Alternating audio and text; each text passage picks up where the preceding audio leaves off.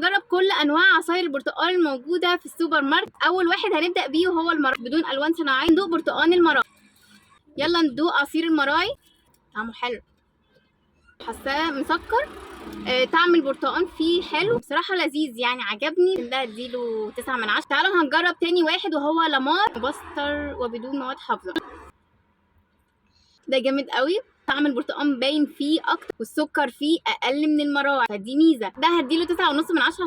كده جهينة بيور عصير طبيعي بدون اضافه سكر بدون مواد حافظه. ندوق. صناعي شويه بس طعم البرتقال فيه باين، بس هو مزز كده. مش هقيمه كده. هجرب برتقال مزارع دي.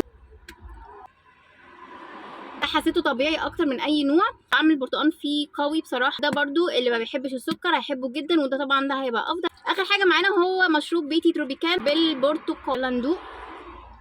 اسوأ واحد، سكر جدا. طعم البرتقال ضايع خالص. صناعي اقل جوده في اللي انا شربته. كل واحد في العصاير. خلصت الفيديو، يا رب يكون الفيديو عجبكم. لايك وتشتركوا في القناه وتشيروا الفيديو لاصحابكم.